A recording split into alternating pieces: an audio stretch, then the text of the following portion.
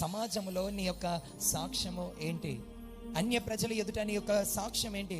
ఒకసారి నిన్ను నీవు ప్రశ్నించుకో. చాలా మంది ఏమంటారంటే, క్రీస్తు నందున్న వారికి ఏ శిక్షా విధి లేదు కదయ్యా, నేను క్రీస్తుని నమ్మాను, నమ్మి బాప్తిజం పొందినవాడు రక్షింపబడును, నేను రక్షణ పొందాను. త్రాగుతే ఏంటి, సినిమాలు చూస్తే ఏంటి, సీరియల్ చూస్తే ఏంటి, అబద్ధాలు మాట్లాడితే ఏంటి, మోసాలు చేస్తే ఏంటి, నా ఇష్టం, my life, my rules, life is so short, enjoy every moment అని అన్నవారు కొంతమంది ఉన్నారు.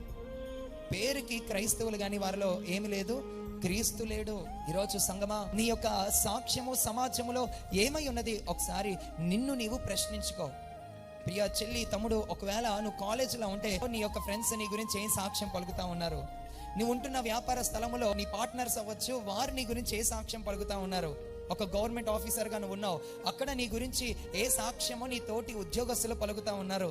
నువ్వు నీతిగా బ్రతకడం వల్ల నిన్ను నిందించి అవమానించినా పర్లేదు, కానీ నువ్వు ఒక గవర్నమెంట్ ఉద్యోగస్తుడిగా ఉంటూ బల్ల కింద చేయి పెట్టి లంచాలు పుచ్చుకుంటూ అందరి మన్నాలను పొందుకోవచ్చు, ఎందుకంటే నువ్వు లంచం తీసుకొని పని చేసేస్తావు. కానీ దేవుని యొక్క నామానికి ఏం కలుగుతుంది?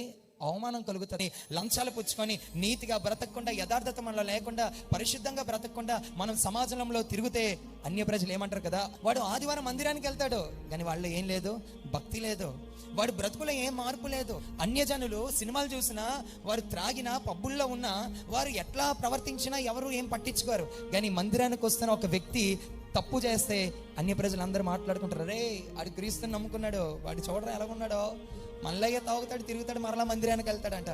అంటే అన్య ప్రజల దృష్టిలో ఏంటి?